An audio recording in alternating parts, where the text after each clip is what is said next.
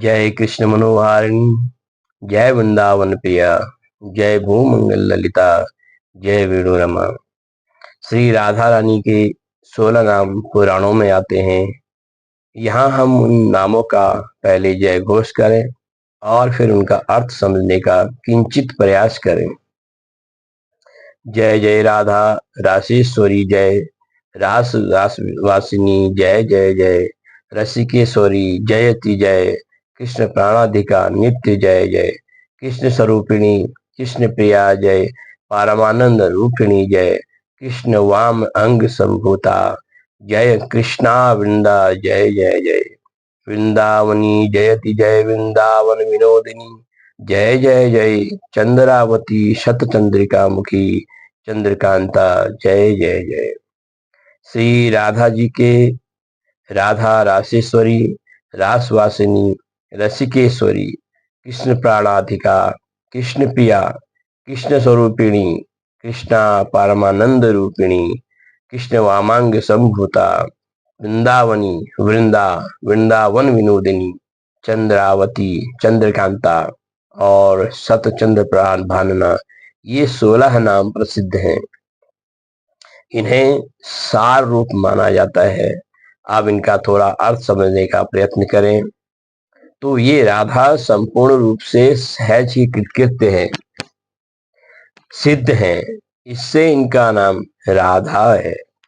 अर्थात रा का अर्थ है देना और धा का अर्थ है निर्वाण, अतः वे मोक्ष निर्वाण देने वाली हैं। इससे राधा कहलाती हैं। वे रासेश्वरी श्याम सुंदर की नित्य अर्धांगिनी है, अथवा रास की सारी लीला उन्हीं के मधुरतम ऐश्वर्य का प्रकाश है। इसीलिए वे रासेश्वरी कहलाती हैं। नित्य रास में उनका नित्य निवास है, अतः उनको रासवासिनी कहते हैं। वे समस्त रसिक देवियों की सर्वश्रेष्ठ स्वामिनी है, अतः रसिक शिरोमणि है। श्री कृष्ण उनको अपनी स्वामिनी मानते हैं, इसीलिए वे रसिकेश्वरी कहलाती हैं। सर्वलोक महेश्वर, सर्वमय और सर्वातीत परमात्मा श्री कृष्ण को वो प्राणों से भी अधिक प्रिय है, इसीलिए उन्हें कृष्ण प्राणाधिका कहा जाता है। वे श्री कृष्ण की परम वल्लभा है, या श्री कृष्ण सदा उन्हें परम प्रिय है, अतः उन्हें कृष्ण प्रिया कहते हैं। वे स्वरूपतः तत्वतः श्री कृष्ण से सर्वथा अभिन्न है, समग्र रूप से श्री कृष्ण के समान है और लीला से ही वे श्री कृष्ण का यथार्थ स्वरूप धारण करने में भी समर्थ है, इसीलिए कृष्ण स्वरूपिणी कहलाती हैं। वे परम सती एक समय श्री कृष्ण के वाम अर्धांग से प्रकट हुई थी, इसीलिए उनको कृष्ण वामांग संभूता कहते हैं। भगवत स्वरूपा परमानंद की राशि ही उन परम सती शिरोमणि के रूप में मूर्तिमती हुई है, अथवा जो भगवान की अभिन्न परमानंद स्वरूपा आह्लादिनी शक्ति है, इसी से उनका नाम परमानंद रूपिणी है। कृष धातु मोक्ष वाचक है और ण उत्कृष्ट का द्योतक है और आ देने वाली का बोधक है। इस प्रकार वे श्रेष्ठ मोक्ष प्रदान करती हैं, अथवा वे श्री कृष्ण की ही तत्वतः नित्य अभिन्न परंतु लीला से भिन्न स्वरूप हैं, अतः उनको कृष्णा कहते हैं। वृंद शब्द सखियों के समुदाय का वाचक है और सत्ता का बोधक है। सखी वृंद सब उनकी ही हैं, वे सखी वृंद की स्वामिनी हैं, इसीलिए वृंदा कहलाती हैं।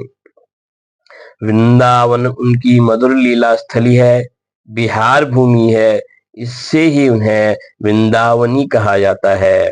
वृंदावन में उनका विनोद मनोरंजन होता है, अथवा उनके कारण समस्त वृंदावन को आमोदक प्राप्त होता है, इसीलिए वे वृंदावन विनोदिनी कहलाती हैं।